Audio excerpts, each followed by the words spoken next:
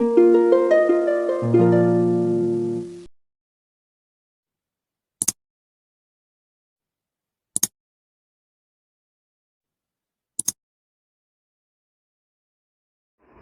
आपको मैं बताऊंगा कि लांबिक प्रक्षेप के बारे में क्या विशेष बात है। लांबिक प्रक्षेप, प्लान एंड एलिवेशन, दरअसल किसी उसका अनुविक्षेप एवं उत्सेद ये जो है बनाना हो अगर हमें, एलिवेशन को उत्सेद कहा जाता है और प्लान को अनुविक्षेप कहा जाता है हिंदी में। अब ये अनुविक्षेप और उत्सेद होते क्या क्या हैं इसके बारे में ज़रा सा हम डिस्कस कर लें। देखिए, हमारे पास दो सरफेस होती हैं। मैं आपको बात बता दूं, हमारे पास दो सरफेस है। एक वह तल जिस पे वस्तु रखी हुई होती है, एक तो वह तल जो हॉरिजेंटल है जिस पे कोई वस्तु रखी हुई होती है,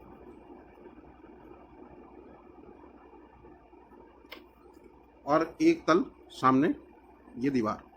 मान लो आप किसी कमरे में बैठे हुए हैं, तो आप ज़मीन पर बैठे हुए हैं और सामने आपकी ये दीवार है जो 90 डिग्री पे होती है। तो इसका प्लान और एलिवेशन समझने के लिए मैं आपको बात बताऊं कि ये जो ठोस वस्तु है जिसे हम ठोस के बारे में जानते हैं, जिसकी लंबाई, चौड़ाई और ऊंचाई तीनों हैं और देखने में हमें ठोस प्रतीत होती है, तो ज्यामितीय कला के अंदर एक बात आप इसे समझ लीजिए। मान लो टेनिस की बॉल है, वो अंदर से तो खोखली होती है लेकिन ऊपर से चारों तरफ से कवर्ड होती है। तो बिल्कुल सॉलिड चीज़ों को ज्यामिति के अंदर ठोस नहीं माना जाता।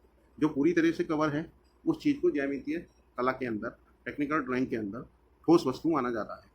तो उसी के आधार पर हम कोई भी प्लान और एलिवेशन का चित्र बनाते हैं। अब आपको मैंने बताया कि ये हॉरिजेंटल है और ये वर्टिकल।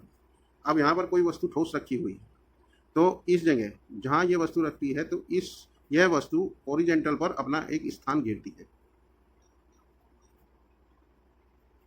अगर इस वस्तु को हम इस तरीके से डिसाइड करें कि ये वस्तु थोड़ी सी हवा में है, ये वस्तु थोड़ी हवा में है और यहाँ से इस वस्तु पर किसी टॉर्च के द्वारा प्रकाश डाला गया,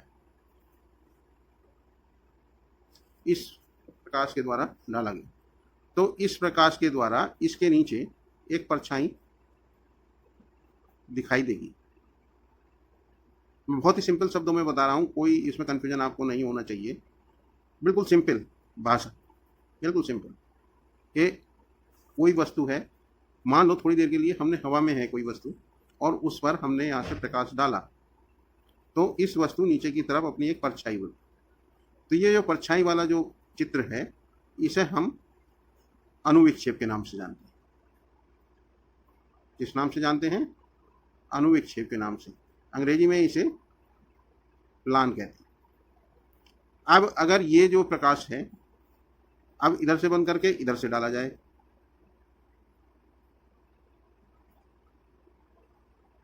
ये प्रकाश इधर से डाला जाए, तो इधर से प्रकाश डालने के बाद ये वस्तु अपनी परछाई दीवार पर बनाएगी। तो उस परछाई वाले एरिया को हम उपसेद कहेंगे। क्या कहेंगे? उपसेद। यानी कि इसे एलिवेशन, क्या कहेंगे? इसे उपसेद कहेंगे। ज्योमेट्री के अंदर इसे एलिवेशन कहा जाता है। ये प्लान और ये एलिवेशन। तो इस वस्तु, ये जो चित्र बना, एक नीचे बना और एक साइड में। अब अगर हम इसी तरीके से इस वस्तु की तरफ देखें तो ये वस्तु जितना स्थान इस पर घेरती है और ये यहाँ स्थान इस पर घेरती है परछाई, तो परछाई वाला केवल एरिया ये क्या हो गया आपका? दोबारा कहें तो ये एलिवेशन हो गया और ये हमारा जो है प्लान हो गया। अब इस चीज़ को हम थोड़ा सीधा ले लें। मान लो ये जो चीज़ है, अब वस्तु जब हम ड्राइंग, टेक्निकल ड्राइंग के अंदर बनाते हैं तो इस चीज़ को अगर हम, ये जो चित्र है देखिए, ये वस्तु यहाँ है बिल्कुल सेम वाली इसमें, और ये इसने यहाँ पे बनाया। इस चीज़ को हम सीधा कर लेते हैं। यानी कि इस तरीके से ले लेते हैं। प्लान बनाने के यानी कि चित्र बनाने के बाद सीधा दिखाया तो ये चित्र हमारा यहाँ पर आ जाएगा। तो ये हमारा नीचे वाला फिर चित्र के अनुसार क्या कहेगा, प्लान, और ऊपर वाला एलिवेशन।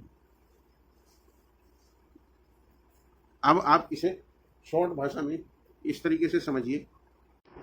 तो यहाँ बात प्लान एंड एलिवेशन की चल रही थी। दरअसल ये देखिए आप, ये वाली जो शेप है, ये वाला जो तल है, इसको हम अनुविक्षेप कहेंगे, और ये वाला जो है ये हमारा उत्सेद कहलाएगा। देखिए कोई वस्तु यहाँ पर रखी हुई है, बिल्कुल मैं आपको बात बता दूं,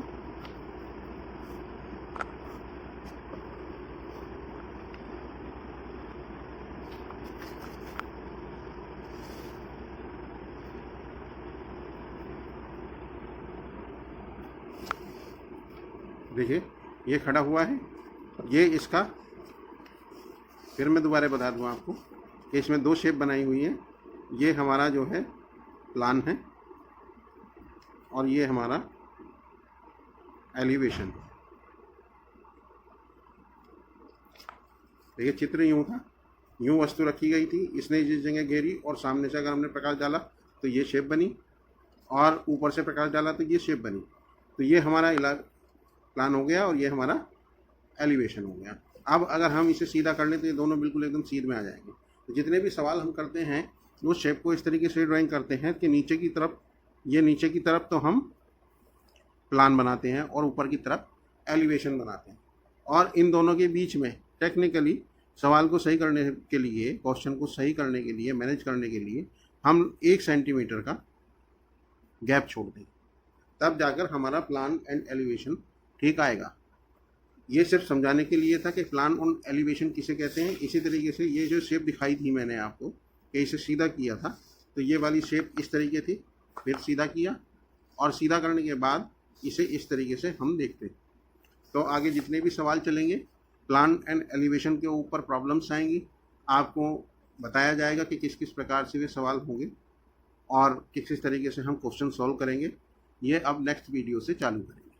धन्यवाद।